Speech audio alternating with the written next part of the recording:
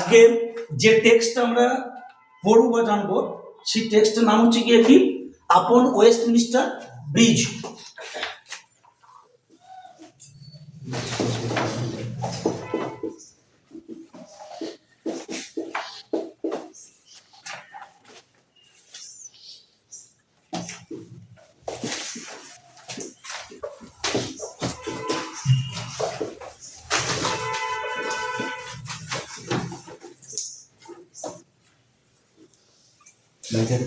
কবিকে, কবির নাম হচ্ছে উইলিয়াম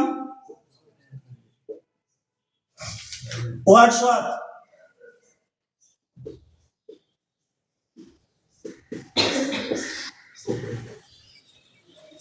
আমি কবিতার নামটা ছোট করে লিখেছি, একটু ভালো করে লক্ষ্য কর, আপন ওয়েস্টমিনস্টার ব্রিজ। কবির নাম হচ্ছে উইলিয়াম ওয়ার্ডসওয়ার্থ।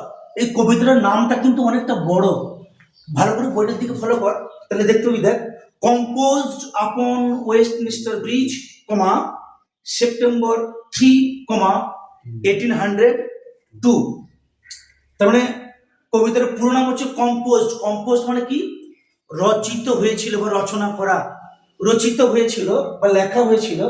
আপন মানে উপরে। ওয়েস্টমিনিস্টার ব্রিজ, এটি হচ্ছে কি একটি ব্রিজের নাম। এটি হচ্ছে কি একটা ব্রিজ নাম। ব্রিজের কাজ কি?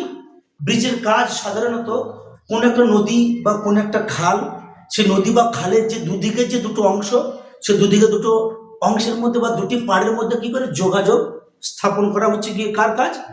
একটি ব্রিজের বা সেতু, বা যেটাকে আমাদের সেতু বা ব্রিজের কাজ।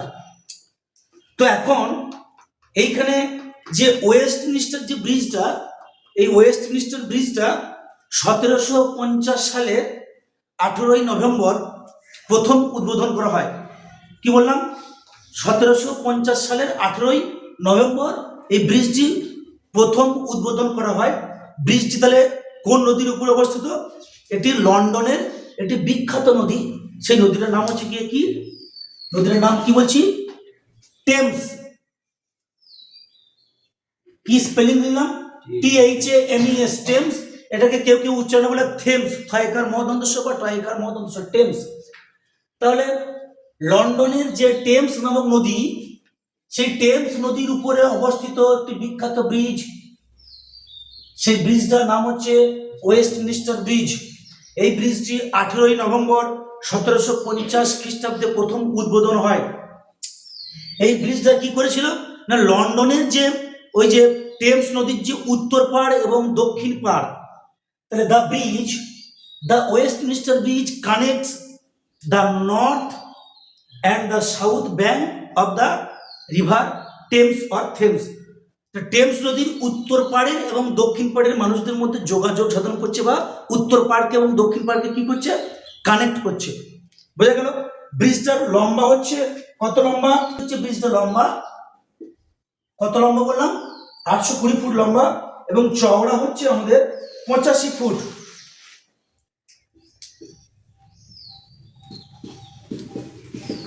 তাহলে 820 ফিট লম্বা আর চওড়া হচ্ছে 85 ফিট, মানে 85 ফিট। এই ব্রিজটার উপরে 2017 সালে একটি চলন্ত ট্রাকের উপরে কি টেররিস্ট অ্যাটাক করা হয়। 2017 সালে একটি চলন্ত ট্রাকের উপরে, এই ব্রিজের উপরে কি করা হয়? একটা টেররিস্ট অ্যাটাক করা হয় বা সন্ত্রাসবাদী হামলা করা হয়। সেই সন্ত্রাসবাদী হামলায় বহুজন মানুষ হতাহত হয়েছিলেন বা মারা গিয়েছিলেন। আমাদের এই ব্রিজ সম্বন্ধে শুধুমাত্র এটুকু জানলেই কিন্তু হবে, আর বেশি কিছু জানার দরকার নেই। তাহলে কি বললাম? কবিতাটা সংক্ষেপে বা ছোট করে বলতে গেলে আমরা বলি গিয়ে কি আপন ওয়েস্টমিনিস্টার ব্রিজ, মানে ওয়েস্টমিনিস্টার ব্রিজের আপন মানে হচ্ছে উপরে। কবি হচ্ছেন উইলিয়াম ওয়ার্ডসওয়ার্থ। কবিতাটার পুরো নাম হচ্ছে গিয়ে কি কম্পোজড আপন ওয়েস্টমিনিস্টার ব্রিজ, সেপ্টেম্বর 3, 1802।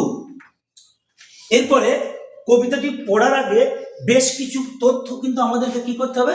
জানতে হবে। আমি বললাম যে একটি ব্রিজের ফাংশন হচ্ছে গিয়ে কি কোনো নদী বা কোনো খালের দুটি পাড়কে যুক্ত করে। তাহলে এখানে যে নদীটার কথা বলা হয়েছে সেই নদীটার নাম কি? সেই নদীর নাম হচ্ছে কি আমাদের টেমস বা থেমস। এটি লন্ডনের বিখ্যাত নদী। এই লন্ডনের টেমস বা থেমস নদীকে কেন্দ্র করে বহু কবি কি করেছেন, বিভিন্ন সময় বিভিন্ন কবিতা লিখেছেন। যেমন আমাদের গঙ্গা নদী একটি উল্লেখযোগ্য নদী, ঠিক তেমনি লন্ডনের উল্লেখযোগ্য নদী হচ্ছে টেমস বা থেমস। এখন এই কবিতাটা পড়ার আগে, টেক্সটটা পড়ার আগে কতগুলো প্রি রিডিং মানে প্রাক পঠন, মানে এই জিনিসগুলো আমাদের পড়তে গেলে কিন্তু জানতেই হবে। কারণ এখান থেকে শুধু যে টেক্সট থেকেই শর্ট প্রশ্ন বা এমসিকিউ আসবে এমনটা কথা নেই, এর বাইরেও কিন্তু আমাদের কি আসতে পারে, শর্ট প্রশ্ন আসতে পারে। তো যে যে জায়গাগুলো কিন্তু শর্ট প্রশ্ন আসে সেই সেই জায়গাগুলো আমি বলে দিচ্ছি। আচ্ছা, এই উইলিয়াম ওয়ার্ডসওয়ার্থ ইনি কোন যুগের কবি? কোন যুগের কবি? আমাদের বাংলা সাহিত্যের ইতিহাসটাকে যেমন অনেকগুলি ভাগে ভাগ করা যায়, যেমন প্রধানত তিনটি ভাগ, একটা হচ্ছে প্রাচীন যুগ, একটা হচ্ছে মধ্যযুগ, একটা হচ্ছে আধুনিক যুগ, বুঝেছে? আবার মধ্যযুগের মধ্যেও আমরা দেখতে পাবো অনেক রকমের তোর ভাগ আছে, আধুনিক যুগের মধ্যেও ভাগ আছে। যেমন বলা হয় রবীন্দ্র পূর্ববর্তী যুগ, মানে রবি ঠাকুরের আগের যুগ, রবীন্দ্র সমসাময়িক যুগ, আবার রবীন্দ্র উত্তর রবি ঠাকুরের পরবর্তী যুগ। আবার আমরা দেখতে পাবো কি কি চৈতন্য পূর্ববর্তী, মানে চৈতন্যদেব জন্মগ্রহণ করার আগের, চৈতন্য সমসাময়িক মানে চৈতন্যদেবের সময় যারা লিখতেন, আর চৈতন্য পরবর্তী। ঠিক তেমনি ইংরেজি সাহিত্যের ইতিহাসটাকে আমরা বেশ খানিকগুলো যুগে ভাগ করি পড়াশোনার জন্য। যুগ মানে এক একটা টাইম পিরিয়ড, এক একটা সময়, যে সময়ের মধ্যে লেখকগুলো লিখছেন, যে সময়ের মধ্যে লেখকগুলো লিখবেন সেই সময়ের যে বৈশিষ্ট্যগুলো তাদের লেখাতে ফুটে ওঠে, এটা আমরা জানি। কারণটা হচ্ছে গিয়ে কি, একটা কথা বলা হয় যে সাহিত্য হচ্ছে গিয়ে সমাজের দর্পণ। সাহিত্য সমাজের দর্পণ মানে দেখবি একটা সাহিত্য বা একটা কবিতা বা একটা গদ্য বা একটা যাত্রা বা একটা নাটক, যাত্রা নাটক এটাও একটা সাহিত্য। যখন অভিনীত হয় দেখবি তখন সেই সময়ে, সেই সময়টাতে সমাজে যা যা জিনিসগুলো ঘটে সেই সেই জিনিসগুলো সম্বন্ধে দেখতে পাবে গিয়ে কি তার লেখা হচ্ছে বা তার প্রতিফলন ঘটছে। যেমন এই সময় একটি খুব ভালো যাত্রা, এই যে মাননীয় হেডমাস্টার মহাশয়, ওই যাত্রাটা তোরা যদি দেখিস, আমি দেখলাম, ওই যাত্রাটা দেখলে তোরা দেখতে পাবি যে বর্তমান সময়ে মাস্টারমশাইদের যে মান সম্মানের ব্যাপার, মাস্টারদেরকে বিভিন্ন সমস্যার সম্মুখীন হয়ে পড়তে হয়, এবং এই যে এই সময়ে যে ডায়ালগগুলো বিশেষ করে সমাজে ঘুরে বেড়ায় সেই ডায়ালগগুলো দিয়েই লেখা। তার মানে কি সমাজে যা যা ঘটছে সেগুলো সাহিত্যের মধ্যে প্রতিফলন দেখতে পাওয়া যায়, এবং এই যুগে যা যা হচ্ছে সেগুলো সাহিত্যের মধ্যে প্রতিফলন দেখতে পাওয়া যায়। তাহলে বাংলা সাহিত্যের বিভিন্ন যুগের মধ্যে ইংরেজি সাহিত্যেও কিন্তু বেশ কিছু যুগ আছে। কিরকম? যেমন Anglo Saxon period, Anglo Norman period, Victorian age, neo classical age, modern age, romantic age, এই এরকম আরো অনেক এজ আছে। তাদের মধ্যে একটা এজ হচ্ছে গিয়ে কি, একটা এজ হচ্ছে রোমান্টিক এজ।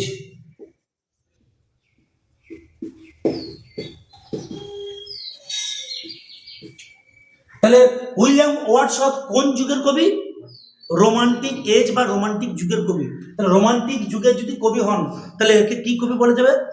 রোমান্টিক কবি। তাহলে William Wordsworth was a romantic poet. এখন এই যে রোমান্টিক এজে তিনি বিলং করতেন, রোমান্টিক যুগের যে তিনি কবি, তাই তাকে কি বলা হয়? তাই উইলিয়াম ওয়ার্ডসওয়ার্থকে বলছি আমরা রোমান্টিক পোয়েট। রোমান্টিক পোয়েট মানে হচ্ছে গিয়ে কি রোমান্টিক কবি। এখন রোমান্টিক জিনিসটা শোনার সঙ্গে সঙ্গে আমাদের ভেতরে বিভিন্ন সুরসুরি ভাব জেগেছে, তাই তো? এই রোমান্টিক জিনিসটা কি খায় না মাথায় মাখে? এখন মাথায় মাখে না খায় সেটা যেমন তখন তোরা একটু একটু বুঝতে পারছি, পুরো রোমান্টিক রোমান্সের ব্যাপার আর কি। মানে এই যে আমাদের হিন্দি সিনেমা যেগুলো হয়, বিশেষ করে যে কি বলবো, যে আমির খান, শাহরুখ খান, আমাদের তোর এই বাংলাতেও যে অঙ্কুশ দেব, এদের যে সিনেমাগুলো, তাই তো? তাহলে কি একটা রোমান্টিক ব্যাপার, মানে একটা প্রেম ভালোবাসা থাকবে, একটা মাখামাখি ব্যাপার থাকবে, এরকম ব্যাপার নাকি? তাই সেটা হচ্ছে রোমান্টিক। কিন্তু না, এইরকম রোমান্টিক হলে তো বিরাট ব্যাপার হয়ে যেত। ইংরেজি সাহিত্যের রোমান্টিক কবি বা রোমান্টিক কবিতা, আমরা সেই কবিতাগুলোকেই বুঝবো বা সেই লেখাগুলোকেই বুঝবো যে কবিতাগুলো কতগুলো বাঁধা ধরা নিয়ম আছে। কিরকম? রোমান্টিক যুগের কবিরা কি নিয়ে কবিতা লেখেন? রোমান্টিক যুগের কবিরা প্রকৃতি, নদ নদী, গাছপালা, খাল বিল, পাহাড় পর্বত, এই প্রকৃতিকে নিয়ে কবিতা লেখেন। এটা রোমান্টিক যুগের কবিতার একটা বৈশিষ্ট্য। অনেক বৈশিষ্ট্য আছে রোমান্টিক যুগের, আমি দুটো তিনটে বলবো, দিয়ে যেটা আমার প্রয়োজন সেটা বললেই হবে। তাহলে কি বললাম? যারা রোমান্টিক কবি তাদের কবিতার বৈশিষ্ট্য হচ্ছে গিয়ে কি না, তাদের কবিতার বৈশিষ্ট্য হচ্ছে গিয়ে গাছপালা, নদ নদী, খাল বিল, পাহাড় পর্বত, প্রকৃতির যে সৌন্দর্য, natural beauty, the beauty of nature, এই প্রকৃতির সৌন্দর্যগুলিকে নিয়ে তারা লিখবেন, এক নম্বর। দু নম্বর কি, রোমান্টিক যুগের যে কবিদের যে লেখা কবিতা বা গল্প বা গদ্য যাই বলি না কেন, সেই রোমান্টিক যুগের কবিদের লেখা কবিতায় কি থাকবে? প্রকৃতি প্রেমের ছাড়াও কল্পনা শক্তি থাকবে, ইমাজিনেশন পাওয়ারটা তাদের মধ্যে থাকবে। 3 নম্বর কি? রোমান্টিক যুগের কবিদের লেখা কবিতার মধ্যে কি থাকবে না, এটাকে বলা হয় কি না ক্লাসিক্যাল প্রয়োগ। হেলেনিজম জিনিসটা কি না, ইংরেজি সাহিত্যের ক্ষেত্রে ক্লাসিক্যাল সাহিত্য হচ্ছে গিয়ে কি ল্যাটিন এবং গ্রিক সাহিত্য। না ল্যাটিন এবং গ্রিক সাহিত্যের মাঝে মাঝে প্রয়োগ, কোনো রেফারেন্স ওই কবিতার মধ্যে ঢুকিয়ে দেওয়া হয়। তাহলে এইরকম আরো অনেক বৈশিষ্ট্য আছে, যে বৈশিষ্ট্যগুলো থাকলে তাদেরকে আমরা রোমান্টিক পোয়েট্রি বা রোমান্টিক কবিতা বলতে পারি, এবং ওই বৈশিষ্ট্যগুলো নিয়ে লিখলেই তাদেরকে কি বলি আমরা? রোমান্টিক পোয়েট্রি বা রোমান্টিক কবিতা। এবং যারা লিখছেন তাদেরকে বলছি রোমান্টিক যুগের কবি। প্রধানত মনে রাখ, রোমান্টিক কবি হতে গেলে কি হতে হবে? এই রোমান্টিক কবি হতে গেলে প্রকৃতিকে নিয়ে লেখালেখি করতে হবে। নদ নদী, গাছপালা, খাল বিল, এই যে চাঁদ সূর্য, সৌন্দর্য, এই সমস্ত বিষয়গুলোকে লিখলেই তাদেরকে কি বলছি আমরা? রোমান্টিক যুগের কবি। তাহলে উইলিয়াম ওয়ার্ডসওয়ার্থ তিনি কোন যুগের কবি? রোমান্টিক যুগের কবি। তিনি ওই সমস্ত বৈশিষ্ট্যগুলো নিয়ে লিখতেন, তাই তাকে বলছি কি আমরা? Romantic poet. এরপরে উইলিয়াম ওয়ার্ডসওয়ার্থ সম্বন্ধে আরেকটু খুব ভালো কথা যায়, সেটা হচ্ছে গিয়ে কি বলতো? সেটা হচ্ছে গিয়ে একে বলা হয় প্রকৃতি প্রেমিক কবি বা প্রকৃতির পূজারী। কি বললাম? প্রকৃতি মানে কি? আমাদের চারপাশে যা আছে, যেগুলো অটোমেটিক সৃষ্টি, সেটা হচ্ছে প্রকৃতি, তাই তো? যেগুলো মানুষের হাতে সৃষ্টি নয়, সেটাই হচ্ছে প্রকৃতি। তো উইলিয়াম ওয়ার্ডসওয়ার্থকে বলা হয় কি? উইলিয়াম ওয়ার্ডসওয়ার্থকে বলা হয় প্রকৃতি প্রেমিক পূজারী, ওয়ার্শিপার অফ নেচার। প্রকৃতি প্রেমিক কি বলি? প্রকৃতি প্রেমিক কবি, একে বলা হয় ওয়ার্শিপার অফ নেচার। ওয়ার্শিপার মানে পূজারী, আর নেচার মানে প্রকৃতি। প্রকৃতি প্রেমিক কবি বা প্রকৃতির পূজারী। আচ্ছা, বাংলা সাহিত্যে কিন্তু এরকম আমরা দেখতে পাবো কয়েকজন প্রকৃতি প্রেমিক কবি বা প্রকৃতি প্রেমিক লেখক। তার মধ্যে জীবনানন্দ দাশ কিন্তু একটা হতে পারে, আর কি অনেকেই আছেন। আর একজন বিখ্যাত লেখক যিনি হচ্ছেন বিভূতিভূষণ বন্দ্যোপাধ্যায়। বিভূতিভূষণ বন্দ্যোপাধ্যায় দেখবি আরণ্যক উপন্যাস দেখবি, হ্যাঁ, এই আরণ্যক উপন্যাসের বিহারের যে লবটলিয়ার যে ঘটনা, সেখানে জঙ্গলের ভিতরে মানুষজনদের যে জীবন জীবিকা ইত্যাদি বিভিন্ন বিষয় নিয়ে কিন্তু লেখালেখি আছে। তাহলে বাংলা সাহিত্যের বিভূতিভূষণকে বলা হয় প্রকৃতি প্রেমিক লেখক। আর আমাদের জীবনানন্দ দাশ, তাকেও বলছে প্রকৃতি প্রেমিক লেখক। জীবনানন্দের বিখ্যাত একটা কবিতা আছে, বলছে বাংলার মুখ আমি দেখিয়াছি, তাই পৃথিবীর রূপ খুঁজিতে চাহি না আর, বা দেখিতে চাহি না আর, এরকম একটা কবিতা আছে। মানে বাংলা মানে এই আমাদের পশ্চিমবাংলার রূপ। বা আমি যে জীবনানন্দ জন্মেছিলেন কোথায়? জীবনানন্দ জন্মেছিলেন অধুনা বাংলাদেশ, যেটা বর্তমানে বাংলাদেশের মধ্যে পড়ছে। এক সময় ছিল অবিভক্ত ভারতবর্ষ, তখন ভারতবর্ষ ভাগ হয়নি। তাহলে বাংলার মুখটা আমি দেখেছি, বাংলার গাছপালা প্রকৃতিকে আমি এতটা ভালোবেসেছি, তাই পৃথিবী আর অন্য কোনো রূপ আমি দেখতে চাই না, বুঝেছে? তাহলে জীবনানন্দ দাশ, আমাদের বিভূতিভূষণ বন্দ্যোপাধ্যায়, এনারা হচ্ছেন গিয়ে কি বিখ্যাত প্রকৃতি প্রেমিক কবি বা প্রকৃতি প্রেমিক লেখক। ঠিক তেমনি ইংরেজি সাহিত্যের কিন্তু উইলিয়াম ওয়ার্ডসওয়ার্থ ছিলেন একজন ওয়ার্শিপার অফ নেচার বা প্রকৃতি প্রেমিক কবি। কোন যুগের কবি বললাম? তিনি রোমান্টিক যুগের কবি। তিনি কেমন কবি? রোমান্টিক কবি। রোমান্টিক কবিদের অনেকগুলো বৈশিষ্ট্যের মধ্যে একটা বৈশিষ্ট্য কি না, প্রকৃতি নিয়ে বা প্রাকৃতিক বিষয়কে নিয়ে কবিতা লেখা। ক্লিয়ার? এরপরে 31 জুলাই, কত বললাম? 31 জুলাই। সালটা কত সাল? সালটা হচ্ছে 1802 সাল। বুঝতে পারছিস? কবিতাটা 31 জুলাই 1802 সালে লেখা হয়, কিন্তু এখানে দেওয়া আছে কি না 1802 সালের 3রা সেপ্টেম্বর। তাহলে জুলাই মাসের পরে তো সেপ্টেম্বর মাস আসছে, জুলাই আগস্ট সেপ্টেম্বর 2 মাস পর, তাই না? কবিতাটা যখন লেখা হয়, কবির সঙ্গে ছিলেন কে?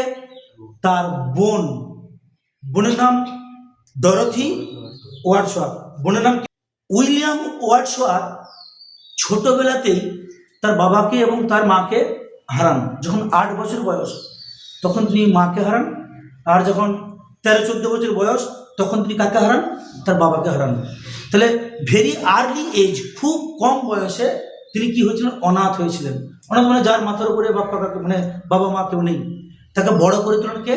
তার কাকা, হিজ আঙ্কেল। তার কাকা তাকে কি করেন? লালন পালন করেন। এখন এই যে উইলিয়াম ওয়ার্ডসওয়ার্থ, তার বোনের নাম কি বললাম? Dorothy Wordsworth. সেই বোন ডরোথি ওয়ার্ডসওয়ার্থকে নিয়ে বিভিন্ন জায়গাতে পাহাড় পর্বতে এখানে সেখানে ঘুরে বেড়াতেন, প্রকৃতির সৌন্দর্যগুলোকে বা প্রাকৃতিক সৌন্দর্যগুলোকে তিনি উপভোগ করতেন। তো তার বোন ডরোথি ওয়ার্ডসওয়ার্থকে নিয়ে, বোনের নাম কি বললাম? ডরোথি। ডরোথি ওয়ার্ডসওয়ার্থ কে? তার কবির কে? কবির বোন। ঠিক আছে, ডরোথি ওয়ার্ডসওয়ার্থ হচ্ছে কবির বোন। সেই বোন ডরোথি ওয়ার্ডসওয়ার্থকে নিয়ে তিনি যাচ্ছিলেন একটি জায়গায়, বুঝলি?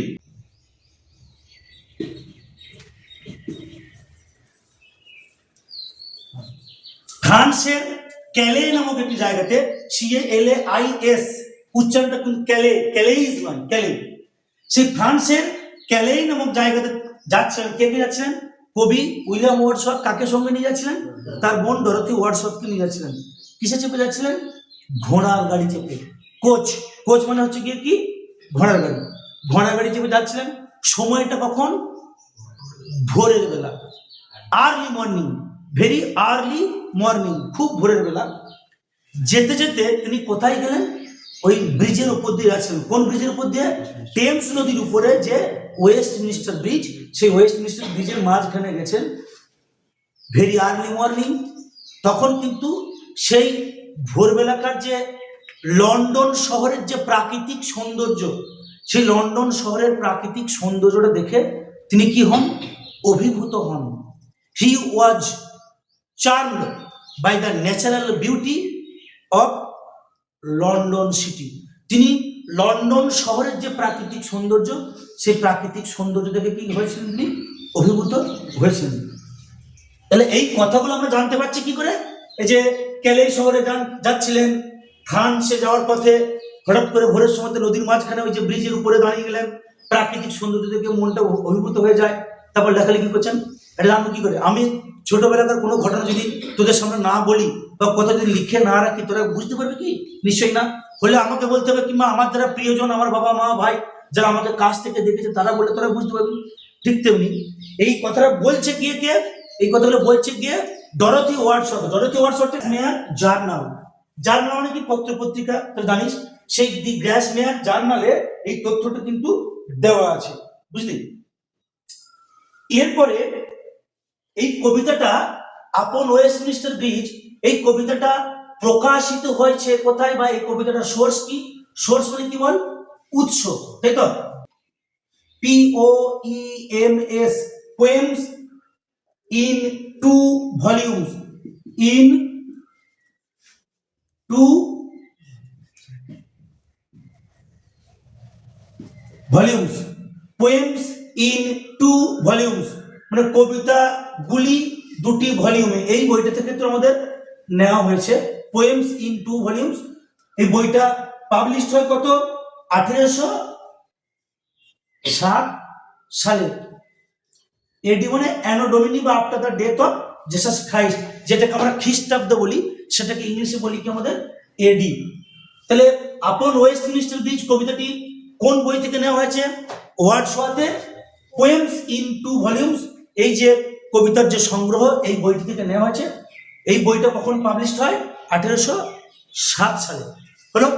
এরপরে কবিতাটি পড়তে গিয়ে আমাদের কিন্তু বেশ কতগুলি জিনিস কিন্তু আমাদের একটু লক্ষ্য করতে হবে। উইলিয়াম ওয়ার্ডসওয়ার্থ কবিতা সম্পর্কে খুব খানিকগুলো ভালো ভালো কথা বলেছিলেন। হোয়াট ইজ পোয়েম বা হোয়াট ইজ পোয়েট্রি, কবিতা কি? কবিতার সংজ্ঞা দিতে গিয়ে তিনি খুব সুন্দর কথা বলেছিলেন। কিরকম সুন্দর কথা বলছে? Poetry is the spontaneous overflow of powerful feelings. Spontaneous overflow, spontaneous মানে কি? নিরবিচ্ছিন্ন, একটানা, কন্টিনিউয়াস। ওভারফ্লো মানে কি? নদীতে যখন দেখি প্রচুর পরিমাণে বন্যা আসে, প্রচুর বৃষ্টির ফলে কি হয়? নদীতে বন্যা হলে কি? নদীর পাড়গুলোকে ছাপিয়ে যায়, উপচে পড়ে, তাই তো? এটা বলে ওভারফ্লো হওয়া। তাহলে স্পন্টেনিয়াস মানে একটানা বা নিরবিচ্ছিন্ন, ওভারফ্লো মানে হচ্ছে কি? উপচে পড়া, বুঝছে? পাওয়ারফুল মানে শক্তিশালী, ফিলিংস মানে কি? অনুভূতি বা অভিজ্ঞতা, অভিজ্ঞতা ঠিক নেই, অনুভূতি। তোরা কোনো একটা জায়গাতে গেলি, সে জায়গায় গিয়ে ভালো করে কোনো একটা জিনিসকে দেখার পর কি তোদের মনের মধ্যে একটা আলাদা অনুভূতি জন্মালো, এরপরে সেইটা কবিতা আকারে কখন বেরিয়ে আসবে, রিকালেক্টেড ইন ট্র্যাঙ্কুইলিটি, যেটা করে যখন তুই ওই রকম আরো কোন একটা পরিবেশে গেলি, চুপচাপ বসে আছিস, তখন সেই আগের ঘটনাটা তোর মনে পড়লো যে এরকম একটা জায়গায় দেখেছিলাম, এরকম ব্যাপার, তখন তোর এক না বহিঃপ্রকাশ ঘটবে তোর আবেগের, ভাবের, সেটাই হচ্ছে কবিতা। তাহলে উইলিয়াম ওয়ার্ডসওয়ার্থ খুব সুন্দর কবিতার সংজ্ঞা দিয়েছিলেন। কি বলেছিলেন?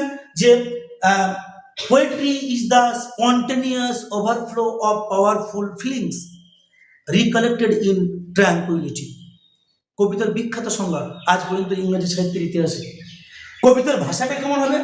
তিনি বলছেন, উইলিয়াম ওয়ার্ডসওয়ার্থ বলছেন কবিতার ভাষা কেমন হওয়া উচিত। উইলিয়াম ওয়ার্ডসওয়ার্থ বলছেন, the poetry of language must be the language of common class people. The poetry of language মানে কি? কবিতার ভাষা মাস্ট বি, অবশ্যই হবে বা হওয়া উচিত বা হতে হবে, কি কি হতে হবে? দ্য ল্যাঙ্গুয়েজ অফ, ভাষা, তাদের ভাষা, অফ কমন ক্লাস পিপিল, সাধারণ যারা মানুষ, সাধারণ খেটে খাওয়া মানুষ, তাদের মুখের ভাষা। সাধারণ খেটে খাওয়া মানুষ অত পড়াশোনা জানে কি না, যারা পড়াশোনা করে তাদের মুখের ভাষাটা একটু অনেক বেশ সুন্দর সাধু ভাষার মতো হয়, কিন্তু যারা মাঠে ঘাটে খেটে খায় তাদের ভাষাগুলো খুব সহজ সরল ভাষা, কথ্য ভাষা, colloquial language, lucid language, simple language, সহজ সরল ভাষা, তাই তো? কবিতার ভাষা হওয়া উচিত সিম্পল এবং common class people. Common class people, সাধারণ মানুষ যে ভাষাতে কথাবার্তা বলে সেই রকম ভাষাতে কিন্তু কি হওয়া উচিত? কবিতার ভাষাটা হওয়া উচিত। এখানে আমরা যে আপন ওয়েস্টমিনিস্টার ব্রিজ যে কবিতাটি পড়বো, তার ভাষাটাও কিন্তু খুবই সহজ সরল ভাষা, কোনো ভাষাটার মধ্যে জটিলতা নেই।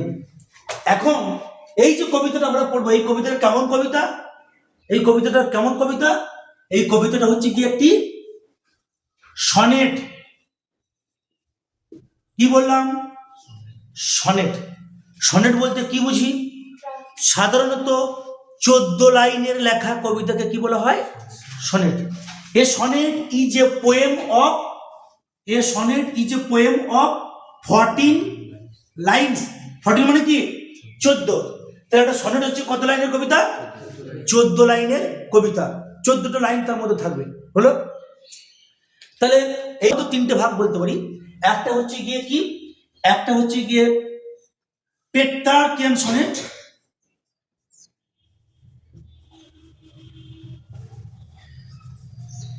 ইতালির যে পেট্রার্ক, সেই পেট্রার্কের নাম অনুসারে সনেটটার নাম হচ্ছে গিয়ে পেট্রার্কিয়ান সনেট। ইংল্যান্ডের একজন বিখ্যাত তোরা কবি নাম শুনেছিস বা নাট্যকার, যার নাম শেক্সপিয়ার, সেই শেক্সপিয়ারের নাম অনুসারে একটা, তিনি যে সনেটগুলো লিখতেন তাকে বলে শেক্সপিয়ারিয়ান সনেট।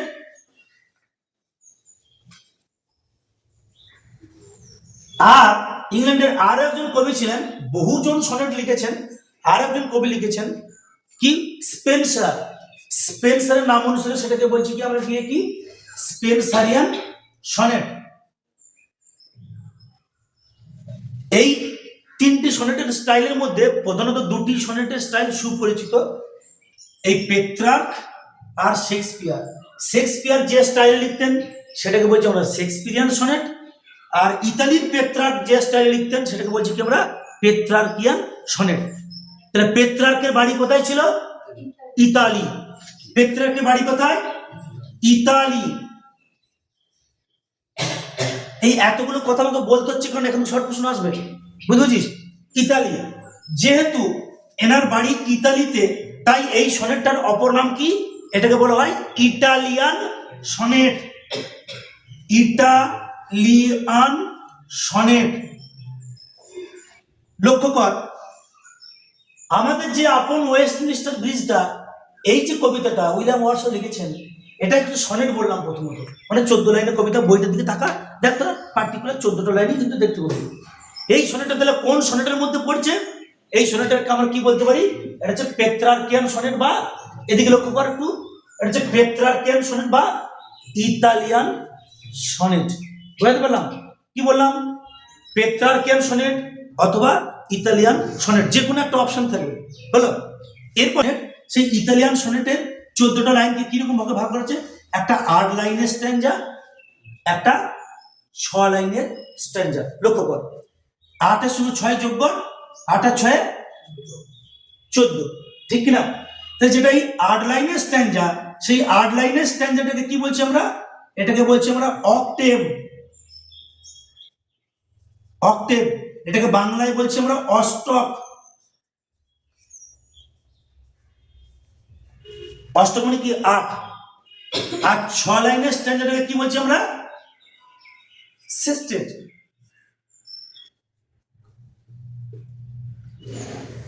এটাকে বলছি কি বাংলায়? ষষ্ঠক।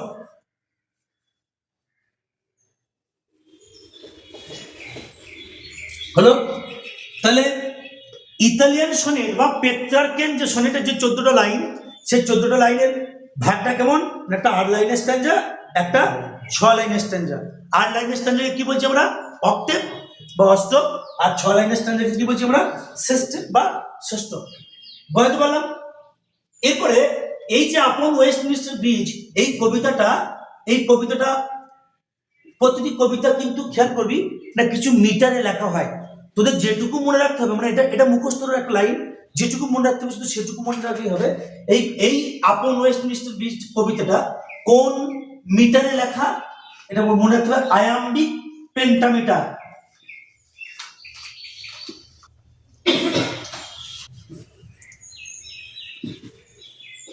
কি লিখলাম? Iambic pentameter. এটার বিষয়বস্তু কি তোদের জানার দরকার নেই। যারা উঁচু ক্লাসে পড়বি এবং যারা ইংলিশ অনার্স নিয়ে পড়বি তখন এগুলো পড়তে হবে। এখন আপাতত শুধুমাত্র এইটুকু তথ্য জানলেই হবে। কবিতাটা কোন মিটারে লেখা? কবিতাটা হচ্ছে কি আমাদের আয়াম্বিক পেন্টামিটার। কি বললাম? আয়াম্বিক পেন্টামিটার লেখা। এই তথ্যটুকু শুধু জাস্ট মনে রাখতে হবে, মুখস্থ করতে হবে, তাহলেই হবে, আর বেশি কিছু জানার দরকার নেই। আয়াম্বিক পেন্টামিটারে লেখা। এরপরে কবিতাটা একটা নির্দিষ্ট ছন্দে লেখা হয়েছে। কোন ছন্দে কবিতাটি লেখা? আমাদের বাংলায় যেমন ধরো আমরা কবিতা যখন পড়ি, ছোট থেকে আমরা অনেক কবিতা পড়েছি, কবিতাগুলো নির্দিষ্ট ছন্দে লেখা হয়। আর ওই ছন্দে লেখা হয় বলে বাচ্চা ছেলেমেয়েদের কিন্তু কবিতাগুলোকে মুখস্থ করতে খুব ভালো লাগে এবং আমাদের কানেতে কিন্তু খুব সুন্দর একটা সাউন্ড বাজে, তাই তো?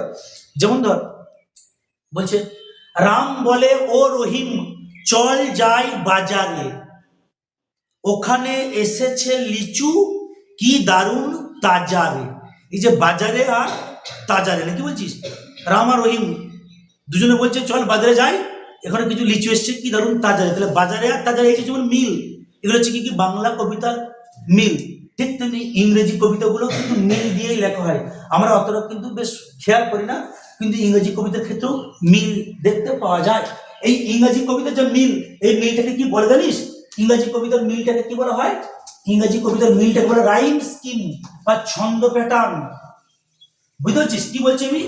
ইংরেজি কবিতার ক্ষেত্রে যে কবিতাগুলো মিল দিয়ে লেখা হয় সেটাকে বলছি আমরা রাইম স্কিম বা ছন্দ প্যাটার্ন। এরপরে ছন্দটা কি করে বের করতে হয় তোরা নিজেরাই পারবি, জলের মতো পরিষ্কার হয়ে যাবে, একটু শুধু মন দিয়ে বুঝলেই হবে, কোনো সমস্যা নেই। ছন্দ কি করে বার করতে হয় দেখ, ওই যে বললাম প্রথম লাইনের শেষে ছিল বাজারে, দ্বিতীয় লাইনের শেষে ছিল গিয়ে কি তাজারে। তাহলে কি করতে হবে না, কবিতার শেষ লাইনগুলোকে আমাদের ফলো করতে হবে। এখানেও তোদের কাছে বইগুলো আছে, দেখ একটু ফলো কর। প্রথম লাইনের শেষে কি দেওয়া আছে দেখ, কি দেওয়া আছে? ফেয়ার। দ্বিতীয় লাইনের শেষে কি দেওয়া আছে? বাই, তাই তো? তৃতীয় লাইনের শেষে কি দেওয়া আছে? ম্যাজেস্টিক, ম্যাজেস্টাই। চতুর্থ লাইনের শেষে কি দেওয়া আছে বল? উইয়ার, WEAR, উইয়ার মানে পরিশ্রম করা। তারপর লাইনে কি দেওয়া আছে? BARE, bare. তারপর লাইনে কি দেওয়া আছে? লাই, তাই তো? 1 2 3 4 5 6। এবার আমি আর দুটো লাইন নেবো। তারপর কি দেওয়া আছে? স্কাই। শেষে দেওয়া আছে গিয়ে কি? এয়ার। এই 8টা লাইনকে আমি নিলাম অক্টেভ, তাই তো? এই 8টা লাইন মিলে 1 2 3 4 5 6 7 8, এই 8টা লাইনকে কি বলছি আমরা? অক্টেভ। আমি প্রতিটি লাইনের শেষের ওয়ার্ডগুলোকে দেখ ধরেছি, দেখ শেষের ওয়ার্ডগুলোকে উচ্চারণটা ফলো কর। প্রথম লাইনের শেষে কি দেওয়া আছে? Fair, fair. ওখানে যেরকম বলছিলাম আর বল, আতা গাছে তোতা পাখি, ডালিম গাছে মৌ, তাই তো? তারপরের লাইনে কি কি? হিরে দাদার মোড় মোড়ে থান ঠাকুর দাদার বউ, মৌ তার নিচে আছে বউ। বা এত ডাকি তবু কথা কয় না কেন বউ, ওই যে মৌ আর তার নিচে বউ, এই যে মিলটা, এটা তো কানের মধ্যে আমাদের সুন্দর একটা বেশ সাউন্ড তৈরি করছে, তাই না? তাহলে এখানে দেখ কিন্তু প্রথম লাইনে শেষে যাচ্ছে কি ফেয়ার, আমরা এটা পড়লাম বাংলা কবিতা, এখানে ইংলিশ কবিতা পড়ছি, তাই এটার একটা নাম দেবো। ইংরাজিতে কি দিয়ে শুরু, বর্ণমালাটা ABC দিয়ে শুরু, তাই তো? তা আমি এটা নাম দিলাম, ধর এ নাম দিলাম, হলো। দ্বিতীয় লাইনের শেষে কি দিয়েছে বাই, তাহলে ফেয়ারের সঙ্গে বাই উচ্চারণে মিলছে কি, মেলেনি, তাহলে আমি এর নামটা কি দিলাম বি, হলো। এবার লক্ষ্য কর ফেয়ার বাই, এবারে 3 নম্বর লাইন লক্ষ্য কর কি দিয়েছে ম্যাজেস্টি, বা এটাকে যারা ব্রিটিশ তাদের উচ্চারণ করছে ম্যাজেস্টাই, বাই ম্যাজেস্টাই, তাহলে দেখ এখানে ওয়াই আছে এখানেও ওয়াই আছে, মিলকে লক্ষ্য কর, বাই ম্যাজেস্টাই উচ্চারণে খানিকটা মিলছে, তাই তো? তাহলে এর একে কি নাম দিয়েছিলাম বি, তাহলে এর সঙ্গে যেহেতু এর উচ্চারণে মিলছে তাহলে এর নাম দেবো কি বি, বুঝতে পারছিস? এবার দেখ চতুর্থ লাইনের শেষে কি দিয়েছে উইয়ার, ফেয়ারের সঙ্গে উইয়ার মিলছে উচ্চারণ, ফেয়ার উইয়ার, তাহলে ফেয়ারকে কি নামে ডেকেছিলাম এ নামে, তাহলে এটাকেও কি নামে ডাকবো আমরা এ নামে ডাকবো। দেখ বিয়ার, তাহলে ফেয়ার উইয়ার বিয়ার উচ্চারণ মিলছে, তাহলে এটাকেও কি নামে ডাকবো আমাদের ফেয়ারে এ, উইয়ারে এ, বিয়ারে এ। এবার দেখ লাই, লাইটার সঙ্গে বিয়ার ওয়ার ফেয়ারে মিলছে কি না, বাই ম্যাজেস্টাই লাই মিলছে, তাহলে বাই ম্যাজেস্টাই লাই, বাইকে কি নামে ডেকেছিলাম বি নামে ডেকেছিলাম, এটাকে বি নামে ডাকবো। লাই স্কাই বাই উচ্চারণ মিলছে, তাহলে বাইয়ের বি, লাইয়ের বি, স্কাইয়ের কিন্তু বি, যাদের যাদের উচ্চারণগুলো এক তাদেরকে আমরা একই নাম ধরে ডাকছি বা এক একটা গোত্রে ফেলছি। আর কি দিয়েছে এখানে এয়ার, ভালো করে লক্ষ্য কর, ফেয়ার উইয়ার বেয়ার এয়ার উচ্চারণটা মোটামুটি মিলছে কানে লাগার মতো, ইয়েস। তাহলে ফেয়ারকে যদি এ বলে ডাকি, উইয়ারকে যদি এ বলে ডাকি, বেয়ারকে যদি এ বলে ডাকি, তাহলে এয়ারকেও কি বলে ডাকবো আমরা এ বলে ডাকবো। এটা হচ্ছে কি ছন্দ প্যাটার্ন, ইংলিশে বলা হয় রাইম স্কিম। তাহলে এই যে কবিতাটা আপন ওয়েস্টমিনিস্টার ব্রিজ, এই কবিতাটা কোন ছন্দে লেখা, প্রথম 8 লাইনের ছন্দটা কি এ B B A, A B B এ, বুঝতে পারলাম? প্রথম 8 লাইনের ছন্দটা হচ্ছে গিয়ে কি এ B B A, A B B এ, এই ছন্দ এ B B A, A B B এ। তাহলে কেমন করে ছন্দ বার করতে হয় বুঝতে পারলি, হলো। এটা 8 লাইনের ছন্দটা, শেষ যে 6 লাইন যেটা ষষ্ঠ বা শেষ বলছি তার ছন্দ প্যাটার্নটা কেমন হবে, দেখ শেষ 6 লাইনের ছন্দ প্যাটার্নটা আমি আর বলছি না, তোরা এটা নিজেরা করে নিবি। এর শেষ 6 লাইনের ছন্দটা কেমন হবে, C D C D C D, বুঝতে পারছিস? মানে এই এ গুলোর সঙ্গে বি গুলোর সঙ্গে উচ্চারণ মিলছে না, এবার নতুন করে নাম দেবো আমরা সি, তারপর ডি। তাহলে এই কবিতার ছন্দ প্যাটার্নটা কেমন বা রাইম স্কিমটা কেমন, A B B A, A B B A প্রথম 8 লাইনের ছন্দ, শেষ 6 লাইনের ছন্দটা কেমন C D C D C D. কেমন করে ছন্দ বের করতে হয় দেখালাম। এটি কিন্তু পরীক্ষায় আসতে পারে যে এই কবিতাটা কোন ছন্দে লেখা, তাহলে তোকে বলতে হবে কি রাইম স্কিমটা কেমন দেওয়া থাকবে, ওখানে তোকে অপশন টিক দিতে হবে A B B A, A B B A, C D C D C D. কবিতাটা কোন মিটারে লেখা, আয়াম্বিক পেন্টামিটার, আয়াম্বিক পেন্টামিটার। তো মোটামুটি টেক্সটটাতে যাওয়ার আগে এই তথ্যগুলো বা এই ডাটাগুলো আমাদের মোটামুটি জানলেই হবে, তাহলে আমাদের টেক্সটটা পড়া সার্থক। আচ্ছা আমি বলছি এবারে কবিতাটা আপন ওয়েস্টমিনিস্টার ব্রিজ, এই কবিতার পুরো নামটা কি, কম্পোজ আপন ওয়েস্টমিনিস্টার ব্রিজ সেপ্টেম্বর 3, 1802। কার লেখা কবিতাটা, উইলিয়াম ওয়ার্ডসওয়ার্থ। উইলিয়াম ওয়ার্ডসওয়ার্থ কোন যুগের কবি, রোমান্টিক যুগের কবি। তিনি কোন মানে তিনি পার্টিকুলার রোমান্টিক যুগের কবি যদি হয় তাহলে তিনি কেমন কবি, রোমান্টিক পোয়েট। রোমান্টিক পোয়েট হতে গেলে অনেকগুলো বৈশিষ্ট্য লাগে, তার মধ্যে একটা বা প্রধান বৈশিষ্ট্য কি না প্রকৃতিকে নিয়ে তারা লিখবেন।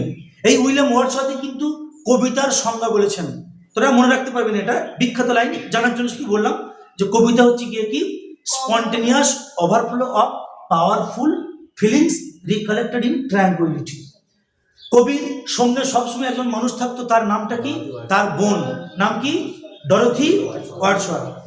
তিনি বলছেন কবিতার ভাষা কেমন হওয়া উচিত, তিনি বলছেন কবিতার ভাষা হতে হবে সহজ সরল ভাষা, সাধারণ মানুষের মুখের ভাষা। The language of poetry must be the language of common class people and simple and lucid language. হলো পেন্টামিটারে লেখা। আর কবিতাটি রাইম স্কিম কি?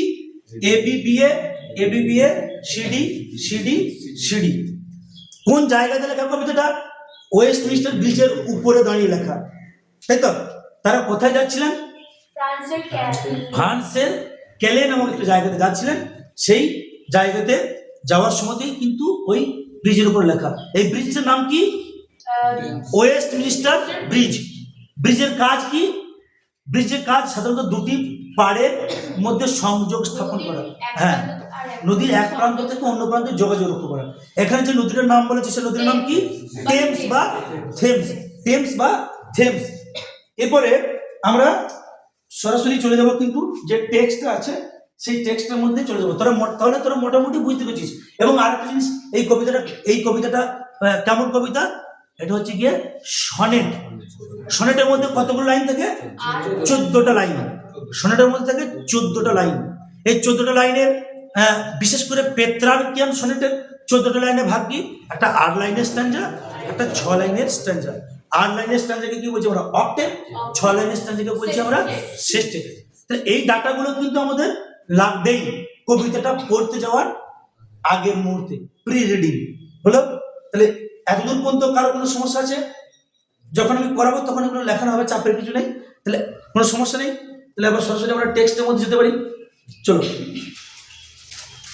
টেক্সটটা কিন্তু আমরা মজা করেই পড়বো এবং যতটা সম্ভব লাইন বাই লাইন ওয়ার্ডের যে মিনিং এবং প্রতিটি লাইনের যে মিনিং সেগুলোকে আমরা দরদ দিয়ে বুঝে বুঝে জানার চেষ্টা করবো। আশা করি কারো কোনো সমস্যা হওয়ার কথা না।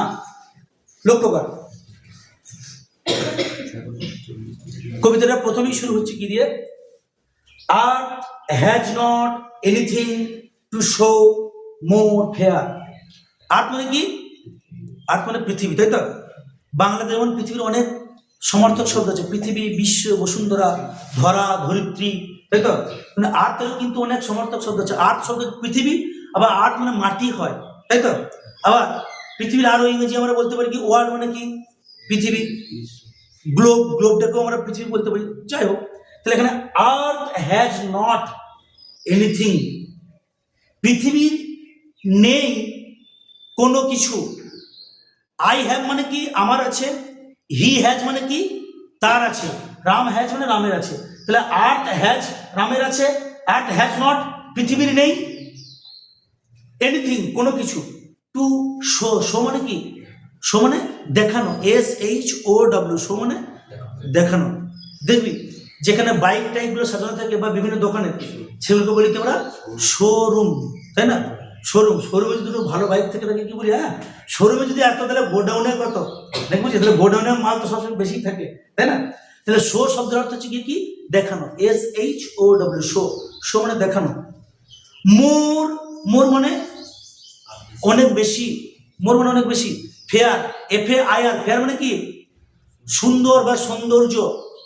তাহলে কবি এখানে বলছেন কি? বলছেন আর্থ হ্যাজ নট এনিথিং, পৃথিবীর কাছে নেই কোনো কিছু, টু শো দেখানোর মতো, মোর ফেয়ার, এর থেকে আরো সৌন্দর্য জিনিস, আরো ভালো জিনিস। তাহলে কবি এবং কবির বোন ডরোথি ওয়ার্ডসওয়ার্থ তারা কি এমন জিনিস হাতি ঘোড়া দেখলো যে সেটাকে দেখার পর বলছেন যে এর থেকে ভালো সৌন্দর্য জিনিস আর হতে পারে না? আমরা যত ক্রমশ যাবো তত আমরা বুঝতে পারবো। তাহলে বলছে আমরা যে জিনিসটা দেখছি এর থেকে ভালো, বেশি সুন্দর বা এর থেকে ভালো সৌন্দর্য জিনিস আমাদেরকে দেখানোর মতো পৃথিবীর কাছে আর কিছু নেই। Dull would he be of soul who could pass by. Dull মানে কি? ডাল শব্দটা হচ্ছে ধূসর, বোকা, ফুলিশ। ডাল মানে হচ্ছে কি? বোকা বা ফুলিশ।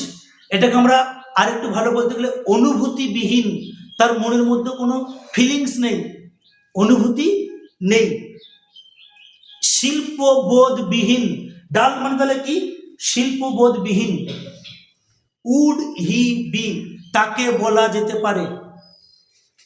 দেখ, আমরা যখন ইংরেজি গদ্য পড়ি বা ইংরেজি যখন কোনো আমরা গল্প পড়ি, ইংরেজি যে সেন্টেন্সের যে প্যাটার্ন, সেই সেন্টেন্সেরটা কিভাবে লিখি বলতো আমরা? সাবজেক্ট, তারপরে ভার্ব, তারপরে অবজেক্ট। মোটামুটি এই প্যাটার্নটাই হচ্ছে কি আমাদের অ্যাসার্টিভ সেন্টেন্স বা সেন্টেন্স গঠনের নিয়ম। এটা কি পড়ছি আমরা? কবিতা। তো কবিতার ক্ষেত্রে এই এই যে প্যাটার্নটা মানা হয়, এই প্যাটার্ন মানা হয় না। তিনি নিজের মতো করে লেখেন, ওই জন্যই তো কবিতা। কিন্তু গদ্য বা গল্প লেখার ক্ষেত্রে কিন্তু এই সাবজেক্ট ভার্ব অবজেক্ট এই প্যাটার্নটাকে মোটামুটি ফলো করা হয় যখন যেমন থাকে। এখানে দেখ, এই যে বলছে dull would he be of soul, soul মানে কি? আত্মা বা মনের দিক দিয়ে। মনের দিক দিয়ে তাকে কি বলা যেতে পারে? তাকে বলা যেতে পারে কি না শিল্পবোধবিহীন বা আত্ম উপলব্ধিবিহীন। হু কুড পাস বাই, যারা পেরিয়ে যাবে। হু কুড পাস বাই, যারা পেরিয়ে যাবে। এখানে পাস বাই বলতে পেরিয়ে যাওয়া, বা আরেকটু ভালো কথা যদি আমরা বলি সেটা হচ্ছে ইগনোর করা, উপেক্ষা করা।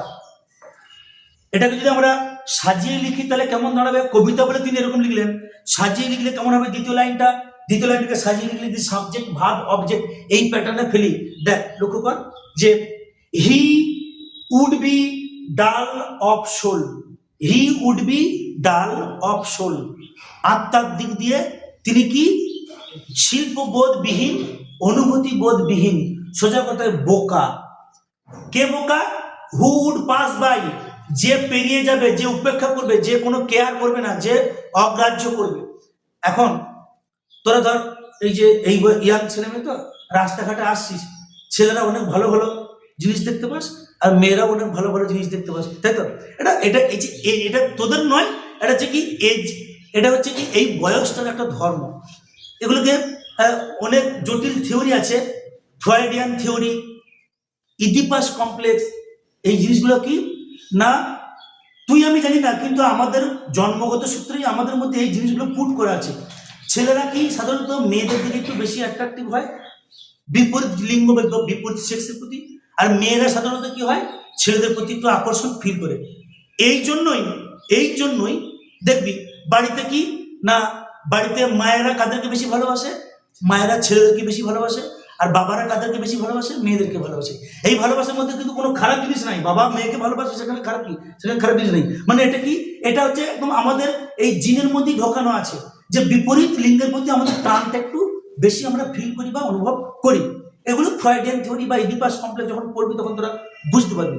তাহলে চোখের সামনে একটা ভালো জিনিসকে দেখার পর তোরা কি একে অপরের বন্ধুকে একটু চিমটি করিস? দেখ দেখ পাশে দেখে বুঝিস। মেয়েরাও তাই, মেয়েরাও নিজেদের মধ্যে অবশ্যই এরকম করে। আর দেখেছিস সিক্স প্যাক বডি একদম পুরো সালমান খানের মতো, তাই তো?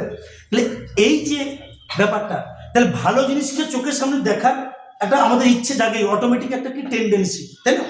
ভালো জিনিস চোখের সামনে দেখলো, তুই একটা বাগানে বেড়া দেখেছিস, একটা বড় ফুল দেখলে তুই দেখবি নাকি? অবশ্যই সেই ফুলটা দিকে দেখবি। আর সেই ফুলটাকে যদি না দেখে যদি পালে যায়, ছেলে ওটা কি বলবে? এর মধ্যে কোনো সৌন্দর্য বোধ নেই, তাই তো? মানে উপভোগ করার যে বিষয়টা, সেন্সটা, অনুভূতিটা নেই। এটাই বলছে এখানে যে কি দেখে তারা দাঁড়াচ্ছে সেটা কিন্তু এখনো বলেনি, পরে বলছে। কবি বলছেন যে এই এই জিনিসগুলোকে, এত ভালো জিনিসগুলোকে চোখে না দেখে যদি কেউ উপভোগ না করে যদি কেউ চলে যায়, পাশ কাটিয়ে চলে যায়, ইগনোর করে, উপেক্ষা করে, তাহলে সেই লোকটা গিয়ে কি তার মধ্যে যে অনুভূতি বোধ, সেই অনুভূতি বোধ বলে কোনো জিনিস কিন্তু নেই। ওটাই বলছি। এটাকে সাজালে এরকম হবে, হি would be dull of soul, তাকে কি বলা যেতে পারে? শিল্পবোধ বিহীন বলা যেতে পারে মনের দিক দিয়ে। হু কুড পাস বাই, যে পেরিয়ে যাবে। এবারে কি পেরিয়ে যাবে? সেই ভালো জিনিসটা কি? তোরা যেরকম অনেক ভালো জিনিস দেখি, সেই ভালো জিনিসটা কি? এ সাইড, একটা দৃশ্য। সাইড মানে কি? দৃশ্য, সিন। শো টাচিং, এতটা হৃদয় ছোঁয়া। টাচিং বলতে গিয়ে কি না মনোমুগ্ধকর, ইমপ্রেসিভ। টাচিং শব্দের অর্থ তাহলে কি? ইমপ্রেসিভ, প্রভাব বিস্তারকারী। ইন ইটস ম্যাজেস্টি বা ম্যাজেস্টাইক, ইন ইটস ম্যাজেস্টি মানে কি? তার জৌলুসের দিক দিয়ে, তার সৌন্দর্যের দিক দিয়ে।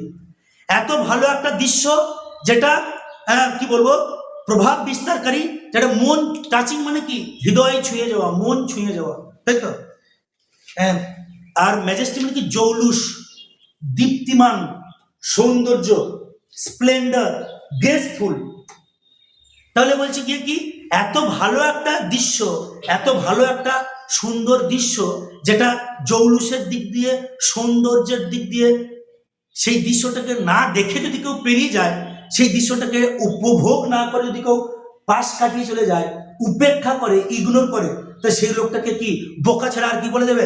চোখের সামনে একটা ভালো জিনিস থাকবে তো দেখবি নাই, তাই তো? তো অবশ্যই দেখবি। আর না দেখে চলে গেলে ফালতু ছেলে, এদের কিছু হবে না, যেটা তোরা বলিস। এখানে এই দৃশ্যটা কোন দৃশ্য? লন্ডন শহরের দৃশ্য। আমরা পরের লাইন বলতে পড়বো, দেখ সেই দৃশ্যটা কি, দ্য সিটি। এখানে দ্য সিটি বলতে কোনটাকে বোঝানো হয়েছে? দ্য সিটি বলতে গিয়ে কি, the city of London, London শহরটি। দ্য সিটি নাও ডাক, ডাক ডিওটিএইচ, ডাক। ডাক বলতে গিয়ে কি, এটা একটা আর্কেইক ইউসেজ। এটা ইংলিশে কি দাঁড়ায়? ডাক মিনস হচ্ছে গিয়ে কি DOTH। ডাক মানে হচ্ছে গিয়ে ডাজ, DOES। বুঝতে পারছিস? ডাক মানে কি বললাম? Does, DOES। এটা হচ্ছে কবিতার ক্ষেত্রে প্রয়োগ করা হয়, আর কে ইউসেজ বলা হয় এটাকে। দ্য সিটি নাও ডাজ, এই শহরটি, এই শহরটি তো লন্ডন শহরটি, নাও মানে এখন, ডাজ লাইক, কিসের মতো? লাইক মানে কি মতো, কিসের মতো দেখতে লাগছে এটাকে? এ গার্মেন্ট। গার্মেন্ট মানে কি পোশাক, জামা কাপড়। দেখবি অনেক জামা কাপড়ের দোকানের উপরে লেখা থাকে গিয়ে কি একটা নাম দিয়ে, ধর ঘোষ গার্মেন্টস, খান ক্লথ স্টোর্স। ক্লথ মানে কি জামা কাপড়, স্টোর মানে এখানে জমা করা আছে আর কি। তো কাপড়ের দোকানে বলতে অমুক ক্লথস, অমুক গার্মেন্টস। তাহলে গার্মেন্ট মানে কি পোশাক। কি বলছে? দ্য সিটি নাও ডাক লাইক গার্মেন্ট ওয়্যার। গার্মেন্ট মানে পোশাক, ওয়্যার, WEAR, ওয়্যার মানে কি পরিধান করা বা পরা, তাই তো? এটা একটা ফ্রেজাল ভার্ব। দেখ WEAR, ওয়্যার, এই ফ্রেজাল ভার্বটা কি হবে বল? কে বলতে পারিস? Put on. পুট অন মানে পরিধান করা, সেটা হচ্ছে গিয়ে ওয়্যার, তাই না? তাহলে হচ্ছে গিয়ে কি না, মনে হচ্ছে এই যে লন্ডন শহরটা একটা পোশাক পরে আছে, জামা কাপড় পরে আছে, চাদর মুড়ি দিয়ে আছে। কিসের পোশাক? The beauty of the morning. সেই পোশাকটা কিসের? দ্য বিউটি মানে কি সৌন্দর্য, অফ দ্য মর্নিং সকাল বেলাকার সৌন্দর্য। পোশাকের কাজ কি? পোশাক অবশ্যই আমাদের কি সৌন্দর্যটাকে বাড়িয়ে দেয়, ঠিক কিনা? তুই প্যান্ট শার্ট পরবি, তোর এক রকমের সৌন্দর্য। তুমি বারমুডা একটা স্যান্টো গেঞ্জি পরবে, তোমার এক রকমের সৌন্দর্য। বিয়ের সময় পাঞ্জাবি শেরওয়ানি পরলে তার এক রকমের সৌন্দর্য। ধুতি পাঞ্জাবি পরলে তার এক রকমের সৌন্দর্য। মেয়েরা চুড়িদার পরলে তাদের একরকম দেখতে লাগবে, শাড়ি ব্লাউজ পরলে তাদের এক রকমের দেখতে সুন্দর বা সুন্দরী লাগবে, ঠিক কিনা? তাহলে পোশাকের কাজ কি? আমাদের যে অ্যাপিয়ারেন্স, আমাদের যে লুকিং, সেই লুকিংটাকে কিন্তু বিভিন্নভাবে ফুটিয়ে তোলা আমাদের পোশাকটার কাজ, ঠিক কিনা? তাহলে এখানে এই যে লন্ডন শহরটা, এটা এটা কি কিসের পোশাক পরে আছে? এটা কিসের পোশাক পরেছে? সকালের সৌন্দর্যের পোশাক, বুঝেছিস? The beauty of the early morning, সকালের সৌন্দর্যের পোশাক পরে আছে। সেটা কেমন সৌন্দর্য? সাইলেন্ট, নীরব সৌন্দর্য। বেয়ার, বেয়ার মানে কি অনাবৃত, নগ্ন, ফাঁকা। বেয়ার লেগ মানে কি নগ্ন পা, মানে পায়ে তো কোনো জুতো নেই। তাহলে সকালের সৌন্দর্যটা কেমন সৌন্দর্য? সেটা হচ্ছে গিয়ে কি নীরব সৌন্দর্য, আর হচ্ছে গিয়ে কি অনাবৃত সৌন্দর্য। কেন? খুব আর্লি মর্নিং যেটাকে বলি, যে খুব ভোরের বেলা, ভালো করে বলছি, খুব ভোরের বেলা, ভোরের দিকে সব মানুষ ঘুম থেকে ওঠে কি? ওঠে না। তখন প্রকৃতি জগৎ কেমন থাকে? নীরব, চুপচাপ, নিস্তব্ধ, ঠিক কিনা? আর বেয়ার বলতে কি এখানে অনাবৃত। এই সকাল হয়ে যাওয়ার পর এত চিৎকার চেঁচামেচি, নানান ধরনের যে যানবাহন চলাচল করতে শুরু করে, কলকারখানা যে চালু হয়, তখন যে আওয়াজগুলো হয়, তখন যেন মনে হয় যে ওকে ঢেকে দিয়েছে, ঢেকে দিয়েছে। সেই ঢাকাটা থাকে না বলে এটাকে বলছি কি আমরা অনাবৃত, বেয়ার, বেয়ার। আর হচ্ছে গিয়ে কি না সাইলেন্ট। পরের লাইনে দেখ। আচ্ছা, এই এতদূর পর্যন্ত কারো কোনো সমস্যা আছে? এবার দেখ শিপস। শিপস মানে কি জাহাজগুলি। লেখক তো ওয়েস্টমিনিস্টার ব্রিজের উপরে আছেন, নিচেতে কি আছে? নিচে টেমস বা থেমস নদী, সে নদীর উপরে কি থাকবে? নদীর উপরে জাহাজ নৌকা থাকাটা স্বাভাবিক। তাহলে বলছে এখন যে জাহাজগুলি টাওয়ার্স, টাওয়ার মানে কি চূড়াগুলি, সেই চূড়াগুলি নদীর উপরে নাই, জাহাজটা নদীর উপরে থাকবে স্বাভাবিক ঘটনা। টাওয়ার্স মানে কি চূড়াগুলি। এখানে কোন টাওয়ার বা চূড়ার কথা বলা হয়েছে না, tower of London build in the 11th century on the north bank of the river Thames or Thames. Thames নদীর উত্তর পাড়ে অবস্থিত যে একাদশ শতক বা 11th সেঞ্চুরিতে তৈরি হওয়া বিরাট বিরাট যে বাড়ি বা বিরাট বিরাট যে চূড়া, সেই চূড়াগুলোর কথা এখানে বলা হয়েছে। তাহলে নদীর উপরে থাকা যে আমাদের জাহাজগুলি, টাওয়ার্স মানে কি চূড়াগুলি, ডোমস, ডোম মানে কি গম্বুজ, এখানে ডোমস মানে গম্বুজ, এখানে কোন গম্বুজের কথা বলা হয়েছে, সেই টেমস নদীর তীরে অবস্থিত যে সেন্ট পালস যে চার্চ, সেন্ট পার্লের যে চার্চ, সেই চার্চ সম্বন্ধে বলা হয়েছে। আর কি না থিয়েটার, থিয়েটার মানে কি থিয়েটার হল, যেখানে নাটক যাত্রা অভিনয় হয় বা অভিনীত হয়, সেই থিয়েটারগুলি। অ্যান্ড টেম্পলস, টেম্পলস মানে কি মন্দির, তাই তো। লাই, লাই মানে কি শুয়ে আছে বা দাঁড়িয়ে আছে, দাঁড়িয়ে থাকা নয়, লাই মানে শুয়ে আছে। তাহলে কি এই চার্চগুলি, চূড়াগুলি, মন্দিরগুলি, গম্বুজগুলি সব কি আছে, শুয়ে আছে। দেখ মন্দির, মসজিদ, গির্জা, চূড়া সবগুলো অর্থ কি কি, কবি যেন এখানে সমস্ত ধর্মের একটা সমন্বয় ঘটাতে চেষ্টা করছেন, যেন সবাই সমান, পাশাপাশি মন্দিরও আছে, গির্জাও আছে, চূড়াও আছে, সব কিছুর জন্য আছে আর কি, মানে সমস্ত ধর্মের মানুষের সহাবস্থান তিনি বজায় দিয়েছেন। এই জিনিসগুলো কি কি, কোথায় আছে না শুয়ে আছে, কোথায় না ওপেন খোলা অবস্থায়, উন্মুক্ত, আনটু দ্য ফিল্ডস খোলা প্রান্তরে, ফিল্ড মানে কি মাঠ। তাহলে এই যে চূড়াগুলি, গম্বুজগুলি, মন্দিরগুলি, এগুলি কোথায় আছে, ফাঁকা মাঠে, তাই তো, উন্মুক্ত খোলা মাঠে উন্মুক্ত অবস্থায় আছে। এবং কোথায়, অ্যান্ড টু দ্য স্কাই, এবং ফাঁকা আকাশের নিচে। বড় বড় বাড়ি, মন্দির, মসজিদ, ওগুলো কোথায় থাকে, মাঠের উপরেই থাকে, মানে জমির উপরে থাকে। আর কোথায়, আকাশের নিচে। কোনো ঘরের ভিতরে দেখেছিস কোনোদিন ঘরের ভিতরে কোনো মসজিদ তৈরি হতে, না। মন্দির মসজিদ ফাঁকা জায়গাতেই হয়। এবার ঘরের ভিতরে তোর মন্দির হতেই পারে, সেটা ঠাকুর ঘর আমি আলাদা করলাম, সেটা আলাদা বিষয়। কিন্তু মন্দির, মসজিদ, গির্জা সেগুলো কি ফাঁকা আকাশের নিচে হয় এবং খোলা জায়গায় হয়, ফাঁকা মাঠে হয়। তাহলে এখানে তিনি বলছেন গিয়ে কি না, এই যে নদীর উপরে যে জাহাজগুলি, মাঠের উপরে যে মন্দির, মসজিদ, গির্জা, এগুলি খোলা আকাশের নিচে অবস্থান করছে। একদম পর্যন্ত ক্লিয়ার? এবার দেখ অল সমস্ত কিছু, মানে এই যে আর্লি মর্নিং ভোরের বেলায় তিনি যখন ওই ব্রিজের উপর থেকে দেখছেন কি এই যে মন্দির, মসজিদ, গির্জা, এই যে তোর আমাদের চূড়া, থিয়েটার হল, এগুলোকে দেখছেন, এই সব কিছু, এগুলো কি অল ব্রাইট, সবকিছু কেমন চকচক চকচক করছে। ব্রাইট মানে কি উজ্জ্বল। কিসে চকচক করছে, সূর্যের আলোটা পেলেই তো চকচক করবে, না কি বলছিস, তাই না। অল ব্রাইট, সব কিন্তু চকচক করছে। অ্যান্ড গ্লিটারিং, গ্লিটারিং মানে কিন্তু চাকচিক্যময়, চকচকে। এই গ্লিটারিং শব্দটা দিয়ে দেবে একটা প্রবাদ আছে ইংলিশে, all that glitters is not gold. সব কিছু যেটা চকচক করে সেটা সোনা হয় না, মানে চকচক করলেই সোনা হয় না, নাকি বলছিস। মানে গায়ের রংটা ফর্সা হলেই সেই ছেলেটি বা সেই মেয়েটি কিন্তু কি, যে তার মনটা ভালো হবে সেটা কিন্তু কোনো গ্যারেন্টি নেই। যে ছেলেটি এবং যে মেয়েটি ফর্সা তার নেই কোনো ভরসা।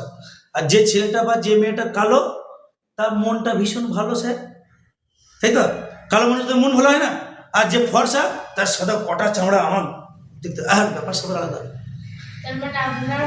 না আমি আমি সেই অর্থে ফর্সা নই বাবা, এটা মজা করে বললাম, ঠিক কিনা। তাহলে এখানে এই যে গ্লিটার শব্দের অর্থ কি চাকচিক্যময়, চকচকে। যে জিনিসটাই চকচক করে সে জিনিসটা সোনা বটে কি না, সেটা সোনা হয় না। তাহলে তাহলে সমস্ত কিছু জিনিসগুলো কি হয়েছে না, একদম উজ্জ্বল বর্ণের হয়ে আছে, গ্লিটারিং চকচক করছে। In the smokeless air, smoke মানে কি ধোঁয়া, লেস মানে বিহীন, এয়ার মানে বাতাস, ধোঁয়া বিহীন বাতাসে, বুঝতে পারছিস, ধোঁয়াবিহীন, হ্যাঁ আমি বলছি ধোঁয়াবিহীন বা ধূমবিহীন, ফ্রি ফ্রম স্মোক, ধোঁয়া থেকে মুক্ত। কেন, ভোরের দিকে কলকারখানা বা যানবাহন বেশি চলাচল করে কি না, সাধারণত বাস, লরি, ট্রেন, ট্রাম যেগুলো ধোঁয়া ছেড়ে যায়, সেই ধোঁয়াযুক্ত যানবাহনগুলো ভোরের দিকে খুব কম চলাচল করে। সকাল থেকে যেরকম গতিটা বাড়ে, সবাই তো বেরিয়ে গেল রাস্তাঘাটে, তাই না? তো সকালবেলায় যেমন ধোঁয়াটা বেশি থাকে, ভোরের দিকে কিন্তু ধোঁয়াটা অতটা থাকে না। কলকারখানাগুলো দিনের বেলায় বেশি চলে, শ্রমিক গিয়ে সেখানে কাজ করে। রাতের বেলাতেও অবশ্যই চলে, কিন্তু রাতের বেলায় পরিমাণে কম। মানুষগুলো দিকে রাতের বেলা তো ডিউটি থেকে ঘর চলে আসে, রাতের বেলা তো অল্প কিছু শিফটের মানুষ থাকে যারা নাইট শিফটে কাজ করে, পরিমাণে কম চলে কলকারখানাগুলো, ধোঁয়াটাও কিন্তু কম হয়। সেজন্যই বলছি ভোরের দিকে যেহেতু যানবাহন এবং কলকারখানার ধোঁয়াটা কম থাকে, তাই কি বাতাসটা কেমন দূষণ মুক্ত, পলিউশন ফ্রি, তাই তো, ফ্রি ফ্রম স্মোক, ধোঁয়াবিহীন, মানে একবারেই নেই এমনটা নয়, তুলনামূলক কম আছে আর কি। তাহলে বাতাসে যখন দেখবি ধোঁয়া থাকে, তখন সামনের জিনিসকে আমরা পরিষ্কার করে দেখতে পাই কি না, যেন আবছা বা ঢাকা দিয়ে দেয়। যেহেতু ধোঁয়া নেই, ফ্রি ফ্রম স্মোক, তাই কি পরিষ্কার দেখতে পাওয়া যাচ্ছে, উজ্জ্বল চকচকে হয়ে দেখতে পাওয়া যাচ্ছে।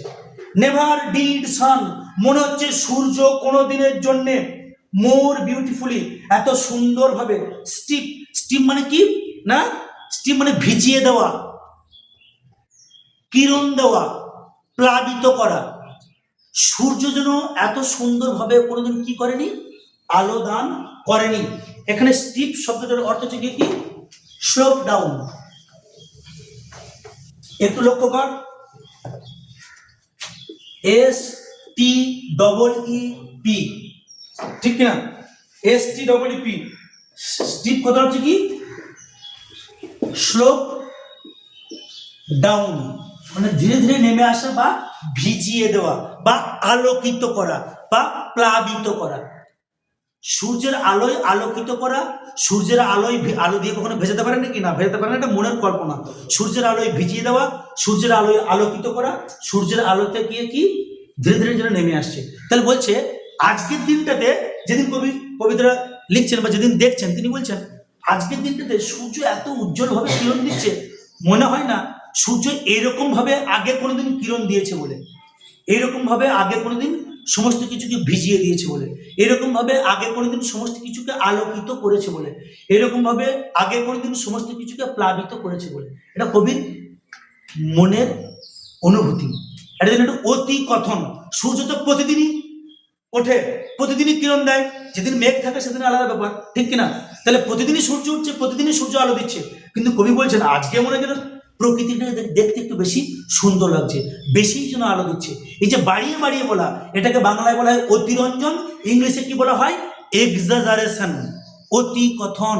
একটা ফাঁকা মাঠে ধর মিটিং হচ্ছে, কোনো একটা পার্টির নেতা এসছে, ধর মোটামুটি ভালো লোক হয়েছে, এবার গ্রামের মানুষ তো ওদের তো অতটা মানে লোক সম্বন্ধে ধারণা থাকে না, যে কত লোক হতে পারে, অত গোনার সম্বন্ধে ধারণা নেই। সাদা মাঠে একটা মানুষ, তাকে জিজ্ঞেস করলে কি গো কাকা মিটিংয়ে গেছিল নাকি, না হ্যাঁ গো মিটিংয়ে গেলাম, ডিম ভাত খাইছি, খুব ভালো খবর, না কেমন লোক হইলো, বলি না কোটি কোটি লোক, কোটি কোটি লোক। তার মানে কি একটা ফাঁকা মাঠেতে যেখানে তো 10,000 বা 20,000 লোক ধরার কথা, সেখানে 1 কোটি লোক ধরতে পারবে কি না? ওই 10,000 বা 20,000 লোককে এত লোক এসেছে যেন ওইটাকে একটু বাড়িয়ে প্রশংসা করে অতিরঞ্জন করে বলছে গিয়ে কি কোটি কোটি লোক কাকা, তাই তো, এটা হচ্ছে অতিরঞ্জন। তাহলে সূর্য প্রতিদিনই কিরণ দেয়, প্রতিদিনই আলো দেয়, প্রতিদিনই আলোকিত করে, প্রতিদিন উদ্ভাসিত করে, প্রতিদিন সবকিছুকে প্লাবিত করে দেয়। কবি বলছেন আজকে যেন একটু বেশিভাবেই সূর্য কিরণ দিচ্ছে, আজকে যেন বেশি করেই সূর্য একটু আলোকিত করছে, এরকম আলোকিত যেন অন্য কোনোদিন করেনি। এটা কি অতি কথন, exaggeration. Never did sun more beautifully steep, সূর্য কোনোদিনের জন্য এত সৌন্দর্যভাবে, এত সুন্দরভাবে যেন ভিজিয়ে দেয়নি, আলোকিত করেনি। In his first Splendor, in his মানে কি তার, ফার্স্ট মানে কি প্রথম। এখানে হিজ বলতে কাকে বোঝানো হয়েছে, হিজ বলতে এখানে হিজ বলতে আমাদের সানকে বোঝানো হয়েছে। সূর্য তাহলে কি লিঙ্গ, সূর্য হচ্ছে গিয়ে কি পুংলিঙ্গ, ম্যাসকিউলাইন জেন্ডার। ম্যাসকিউলাইন জেন্ডারের একটি প্রধান বৈশিষ্ট্য হচ্ছে কি তার মধ্যে তেজ থাকবে, শক্তপোক্ত ভাব থাকবে, তেজোদ্দীপ্ত, হার্ডনেস, এই যে ব্যাপারটা। সূর্যের আলোর কি আছে, তেজ আছে, তাই সূর্য হচ্ছে গিয়ে কি ম্যাসকিউলাইন জেন্ডার। আর ফেমিনিন জেন্ডারের প্রধান বৈশিষ্ট্য হচ্ছে কি সফটনেস, কোমলতা, সৌন্দর্য, এগুলো কি ফেমিনিন জেন্ডারের প্রধান বৈশিষ্ট্য। সূর্যের আলোর যেহেতু তেজ আছে, একটা কঠোর শক্তপোক্ত ভাব, তাই সূর্যকে কি বলি আমরা ম্যাসকিউলিন জেন্ডার। আর চাঁদের আলোর কি সেই তেজটা আছে না, চাঁদের আলো একটা রোমান্টিক ব্যাপার, একটা সৌন্দর্য ব্যাপার। চাঁদকে নিয়ে কত কবি কবিতা লিখেছেন, ঠিক কিনা, তাই তো। চাঁদ হচ্ছে গিয়ে কি কোন জেন্ডার, চাঁদ হচ্ছে ফেমিনিন জেন্ডার, আর সূর্য হচ্ছে গিয়ে কি ম্যাসকিউলিন জেন্ডার। তাহলে এখানে বলছে ইন হিজ ফার্স্ট স্প্লেন্ডার, সূর্য যখন প্রথম উঠলো, তার যে প্রথম রশ্মিটা, sun rays, first rays of the sun, সূর্যের প্রথম কিরণটা, বলছে আজকেই সূর্য ওঠার পর তার যে প্রথম কিরণটা, এটাই মনে হলো সব থেকে বেশি। In is first Splendor, Splendor মানে কি, উজ্জ্বল, দীপ্তি, গ্র্যান্ডিওর। সেই সূর্যের প্রথম রশ্মিটা কাকে কাকে আলোকিত করেছে? দেখ, ভ্যালি, ভ্যালি মানে কি, উপত্যকা। রক, রক মানে কি, শিলাখণ্ড বা পাথর। এখানে উপত্যকা থাকলে সেখানে কি থাকবে? পাহাড় থাকবে। তাহলে এখানে রক বলতে আমরা কি বুঝবো? পাহাড়, পর্বত। অর হিল, হিল মানেও কিন্তু পর্বত বা পাহাড়, তাই না? তাহলে হ্যাঁ, তাহলে কি হলো না, সূর্য যখন প্রথম উঠলো, তার যে প্রথম কিরণটা এত সুন্দরভাবে উপত্যকাকে ছেয়ে দিয়েছে, এত সুন্দরভাবে পাথরগুলোকে ঢেকে দিয়েছে, এত সুন্দরভাবে হিল মানে পর্বত বা পাহাড়গুলোকে ঢেকে দিয়েছে, এত সুন্দরভাবে তিনি আলোকিত করেছেন সূর্যদেব। এমনটা হয়তো আগে কোনদিন তিনি করেননি। নেভার স আই, নেভার মানে কোনোদিনই না, স মানে দেখেছিলাম, আই মানে আমি। এটা কবিতার প্রয়োগ। এটাকে যদি আমরা গদ্য আকারে বলি তাহলে কি, আই নেভার কি, স, আমি কোনোদিন দেখিনি। তাহলে এই কবিতাটার কোন ভাবে মানে কিভাবে লেখা হয়েছে বলতো, কিরকম ন্যারেটিভ টেকনিক?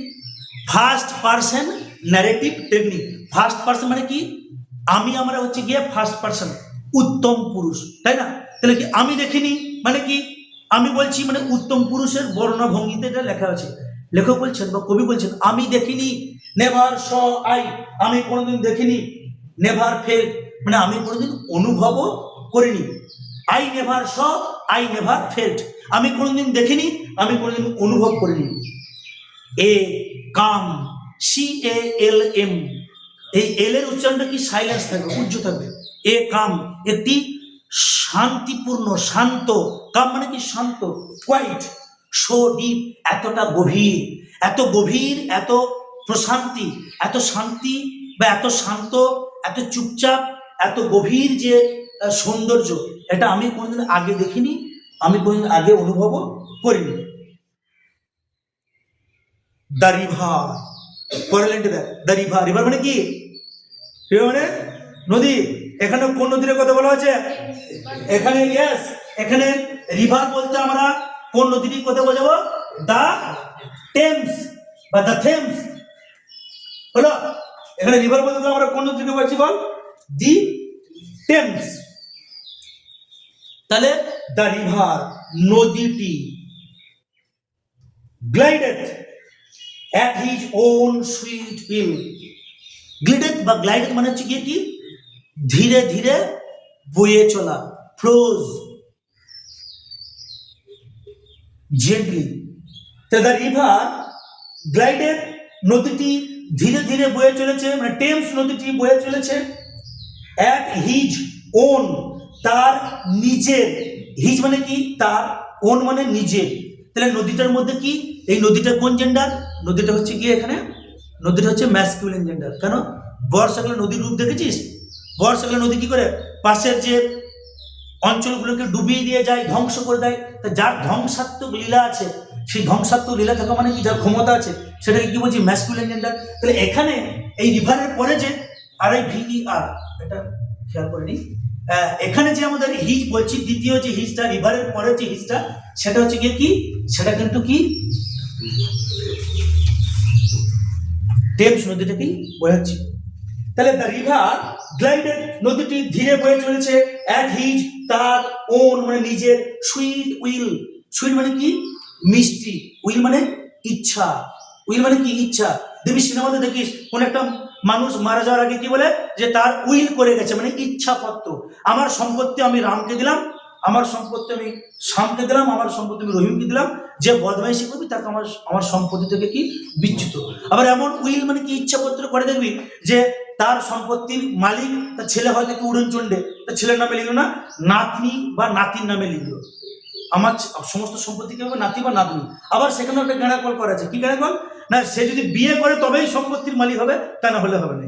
এরকম অনেক ছেলে মেয়ে থাকে না দেখবি, ঠিক কিনা? তো তাকে সংসারী হতে হবে, সংসারী হলে ছেলে পুলে হবে, তাদের সঙ্গে খেলতে পারবে বুড়ো লোকগুলো, সেজন্যই বলছে আর কি, যে উইল মানে কি ইচ্ছাপত্র। তার নদীটা কি, লেখক কোথায় দাঁড়িয়ে আছেন? ব্রিজের উপরে। নিচে কোন নদীতে যাচ্ছে? নিচে টেমস নদীতে যাচ্ছে। নদীটা আপন গতিতে কি বয়ে চলেছে। একটা রবি ঠাকুরের একটা সুন্দর গান আছে না এরকম, রবীন্দ্রনাথ ঠাকুরের কি বা কোনো একটা আধুনিক গান হতে পারে, আমি ঠিক এই মুহূর্তে মনে করতে পারি না। নদী আপন বেগে পাগল পাড়া, তুমি স্তব্ধ চাপার তরু, নেই গানটা? নদী আপন বেগে পাগল পাড়া, নদী তো আপন বেগেই তো বয়ে যায়। তাহলে আমি উইলিয়াম ওয়ার্ডসওয়ার্থ, আমার বোন ডরোথি ওয়ার্ডসওয়ার্থ, আমরা এখানে দাঁড়িয়ে আছি ব্রিজের উপরে, চারিদিকে লন্ডন শহরের সৌন্দর্য দেখছি। নিচেতে ব্রিজের নিচে কোন নদীটা বয়ে যাচ্ছে? টেমস নদীটা বয়ে যাচ্ছে আপন গতিতে, at its own sweet will, তার নিজের মিষ্টি গতিতে ধীরে ধীরে বয়ে যাচ্ছে। তাকে কেউ বাধা দেওয়ার নেই। কেন? নদীটা আপন গতিতে বয়েছে, কেন বাধা দেওয়ার নেই বলতে কি? ভোরের সময় নদীতে সমস্ত জাহাজ বা নৌকাগুলো চলাচল করে কি না? জাহাজ বা নৌকাগুলো চলাচল করলে নদীর মধ্যেও দেখবে হয়তো রোড জ্যাম লেগে যাবে হয়তো, ঠিক না? নদীর মধ্যে জ্যাম হওয়ার কথাটা খুব কম, তবুও ভোরের দিকে অত জাহাজ নেই, এত নৌকা নেই যেটা তার গতিপথকে বাধা দেবে বা রুদ্ধ করবে। সেজন্যই বলছে নদীটা আপন গতিতে বাধাবিহীনভাবে প্রবাহিত হচ্ছে। ডিয়ার গড, ও ভগবান। ডিয়ার গডের পর দেখ একটা কি দেওয়া আছে এখানে? ডিয়ার গড শব্দের পর একটা বিস্ময়সূচক চিহ্ন দেওয়া আছে। একটু ধরে ধরে পড়লে বা একটু সময় তো লাগবেই, কারণ হচ্ছে গিয়ে কি, একটু বুঝে নিতে পারলে আমাদের কিন্তু আর সমস্যা হওয়ার কথা না। কি বলছে এখানে? Deer god,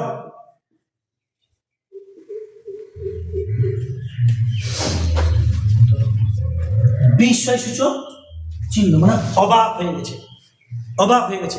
out of wonder, wonder মানে কি? অবাক হয়ে যা।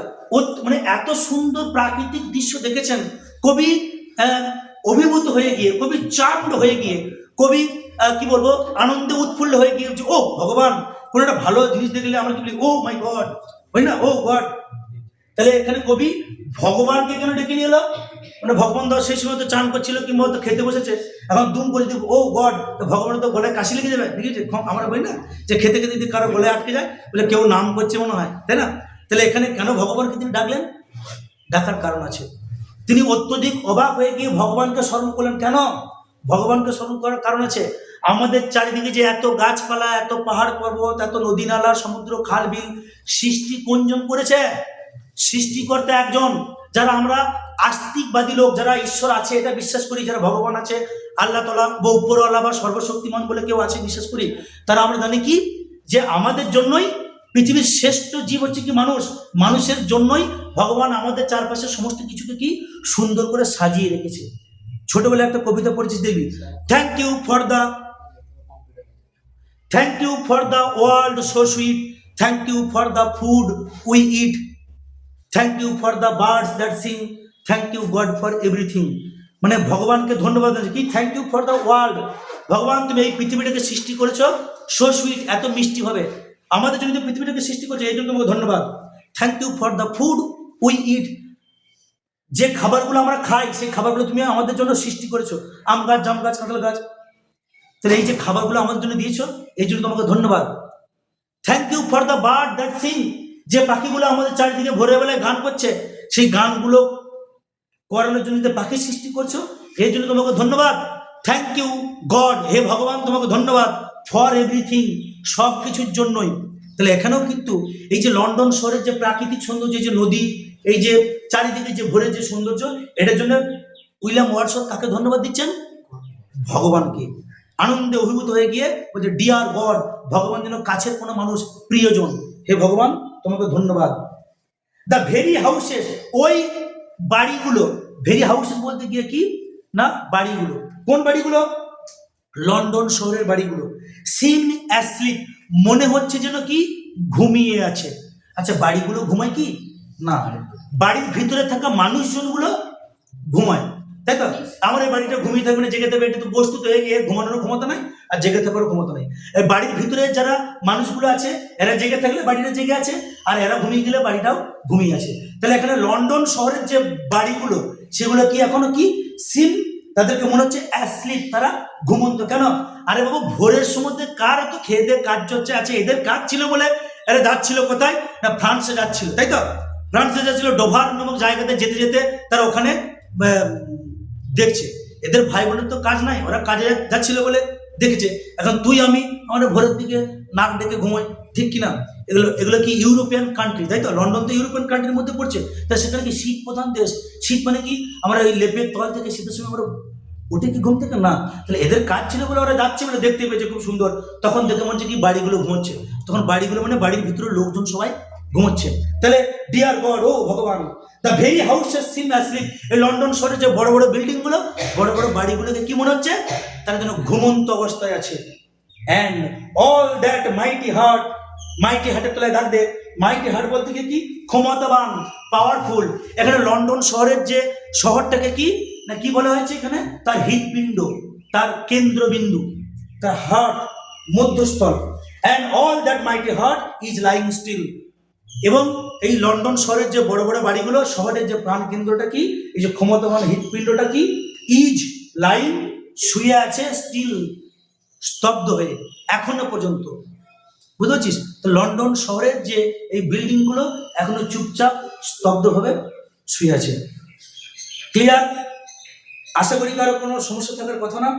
তাহলে এখানে দিস, আমি আবার সেই শেষকালে সে খবর পড়ার পর কি বলে দেখবি, মানে সমস্ত খবরগুলি কি মনে রাখতে হয় না, তাহলে খবরের বিশেষ বিশেষ অংশ আর একবার পড়ছি, মানে এই কবিতার মধ্যে থেকে গুরুত্বপূর্ণ অংশগুলো আমি আর একবার বলছি।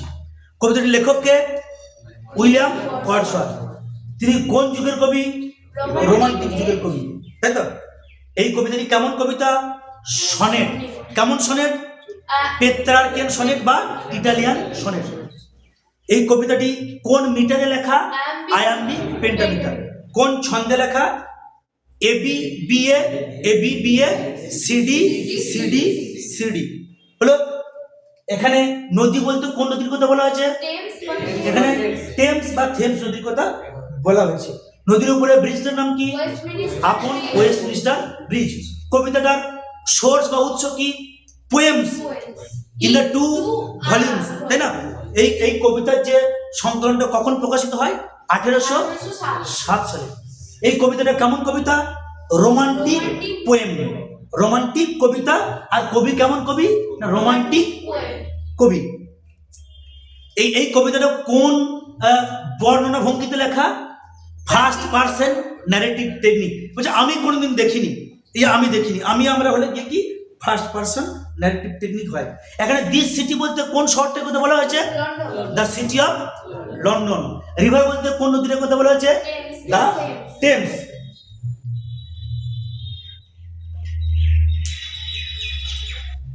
মোটামুটি এই হচ্ছে গিয়ে কবিতাটার বিষয়বস্তু। আজকে এই পর্যন্তই, পরে আবার আমরা এর এমসিকিউ গুলো নিয়ে পুঙ্খানুপুঙ্খ আলোচনা করবো।